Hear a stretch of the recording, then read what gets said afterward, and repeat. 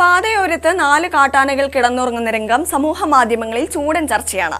സുൽത്താൻ ബത്തേരി മൈസൂർ ദേശീയപാതയിൽ ആനകൾ ഉറങ്ങുന്നത് കണ്ട് ഇവ ചരിഞ്ഞതാണെന്ന് കരുതിയാണ് യാത്രക്കാർ വീഡിയോ എടുത്ത് സമൂഹ മാധ്യമങ്ങളിൽ പ്രചരിപ്പിച്ചത്.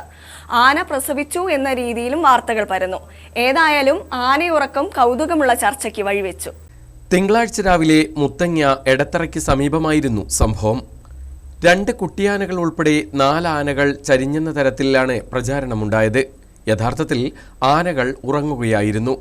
നിരന്തരം വാഹനങ്ങൾ പോകുന്ന ദേശീയപാതയോരത്ത് വനത്തിലായി വാഹനങ്ങളുടെ ശബ്ദം കേട്ടിട്ടും ആനകൾ ഉണരാത്തതിനെ തുടർന്നാണ് ചരിഞ്ഞതാകാമെന്ന് കരുതി യാത്രക്കാർ ദൃശ്യങ്ങൾ മൊബൈൽ ഫോണിൽ പകർത്തിയത്. ഈ ദൃശ്യങ്ങൾ സമൂഹ മാധ്യമങ്ങളിൽ അയക്കുകയും ചെയ്തു. ഉറങ്ങുന്ന ആനകൾക്ക് സമീപം മറ്റൊരു ആനയും നിലയുറപ്പിച്ചിരുന്നു.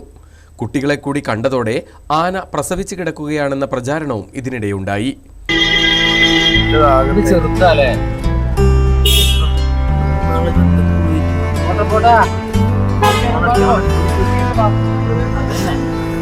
അതാണ് അതിന്റെ താഴെ ഒന്നുണ്ട്.